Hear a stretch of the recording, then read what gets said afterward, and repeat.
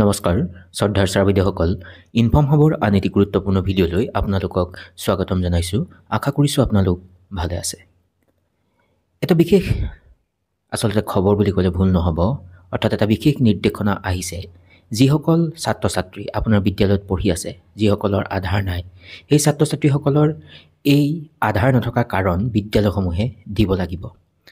এখন বিশেষ জিলাৰ কাৰণে ওলোৱা এটা বিশেষ নিৰ্দেশনাৰ আলমত আপোনালোকক কথাখিনি অৱগত কৰাবলৈ চেষ্টা কৰিম যেহেতু সেই বিশেষ জিলাখনৰ কাৰণে এই পত্ৰ ওলাইছে গতিকে অনাগত দিনত আপোনাৰ বিদ্যালয়লৈ এনেকুৱা ধৰণৰ পত্ৰ আহিব পাৰে সেই উদ্দেশ্য আগত ৰাখি কথাখিনি অৱগত কৰাবলৈ চেষ্টা কৰিছোঁ এইখনেই এখন পত্ৰ আৰু পত্ৰখন পঠোৱাৰ তাৰিখ আছিল 6/3/2025 আৰু এই অংশখিনিত উল্লেখ কৰিছে to the head teacher principal of all schools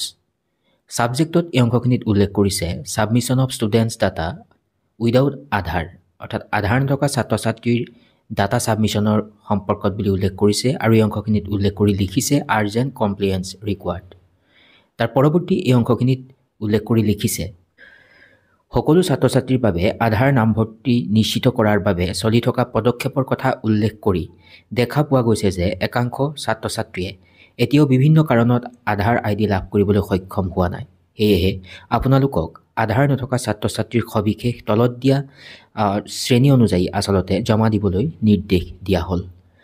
আৰু পৰৱৰ্তী অংশত আসলতে কি ৰিজনৰ ওপৰত বিদ্যালয়সমূহে আধাৰ নথকা ছাত্ৰ ছাত্ৰীৰ তথ্য জমা দিব লাগিব সেই সম্পৰ্কে উল্লেখ কৰি লিখিছে এই অংশখিনিত ষ্টুডেণ্টছ উইদাউট বাৰ্থ চাৰ্টিফিকেট তাৰ পাছত উল্লেখ কৰিছে unavailability of valid proof of identity POI unavailability of proofs of address POA Aadhaar mismatch with parental details তাৰ পিছত উল্লেখ কৰিছে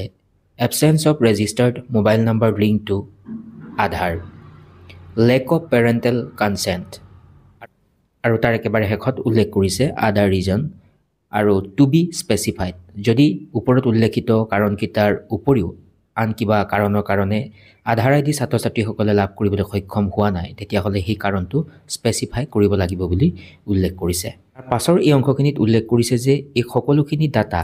ফিল আপ কৰি 10/3/2025 ভিতৰত যি প্ৰেছক্ৰাইবড যি ফৰ্মেট সেই ফৰ্মেটৰ সৈতে জমা কৰিবলৈ বুলি নিৰ্দেশনা প্ৰদান কৰিছে আৰু এনেকৈ এখন বিশেষ ফাইল আহিছে আৰু এই অংশখিনিত মন কৰিব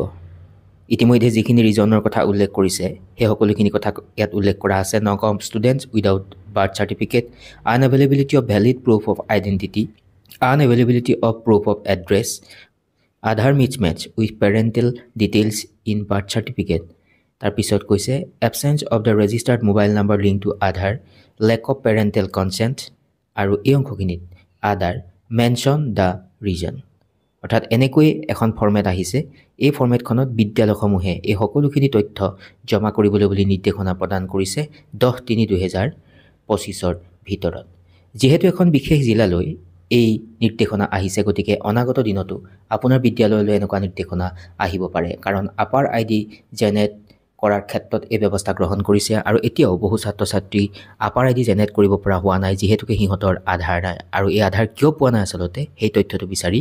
এই পত্ৰখন আহিছে গতিকে বিষয়টো অতি গুৰুত্বপূৰ্ণ আৰু সেই উদ্দেশ্য আগত ৰাখি উপস্থাপন কৰিবলৈ চেষ্টা কৰিলোঁ আৰু যদি সম্ভৱ হয় সকলোৰে সুবিধাৰ প্ৰতি লক্ষ্য ৰাখি